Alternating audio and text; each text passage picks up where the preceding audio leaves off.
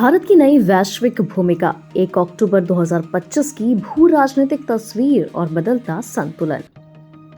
भारत की विदेश सुरक्षा और आर्थिक नीतियों ने 1 अक्टूबर 2025 को कई निर्णायक कदमों के साथ संदेश दिया है कि अब भारत केवल क्षेत्रीय शक्ति नहीं बल्कि वैश्विक संतुलन की धुरी बनने की दिशा में आगे बढ़ रहा है।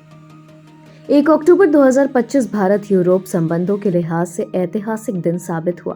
भारत और यूरोप मुक्त व्यापार संघ का मुक्त व्यापार समझौता औपचारिक रूप से लागू हो गया।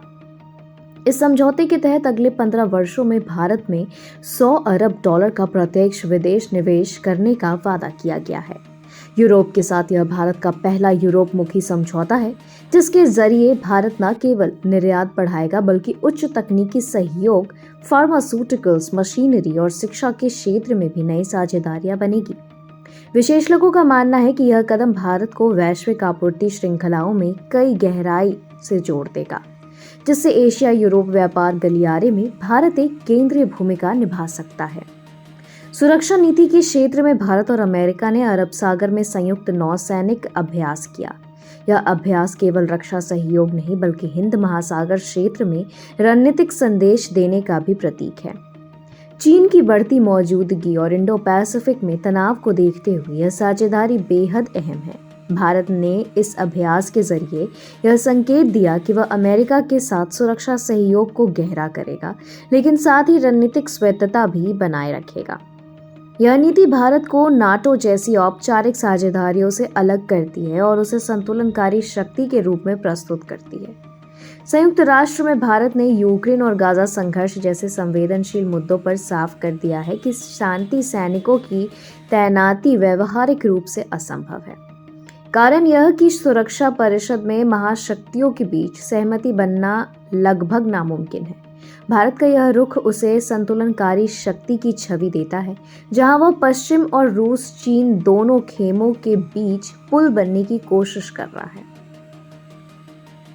रक्षा उद्योग में भारत ने एक और उपलब्धि दर्ज की है। हिंदुस्तान एरोनॉटिक लिमिटेड के चौथा अमेरिकी GE-404 इंजन प्राप्त हुआ, जिससे स्वदेशी लड़ाकू विमान तेजस में लगाया जाएगा।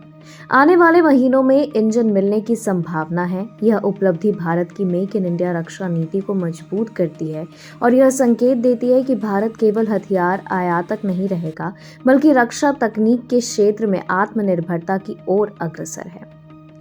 भारतीय रिजर्व बैंक ने नीतिगत दर 5.50% पर स्थिर रखी और आर्थिक विकास दर का अनुमान 6.8% कर दिया।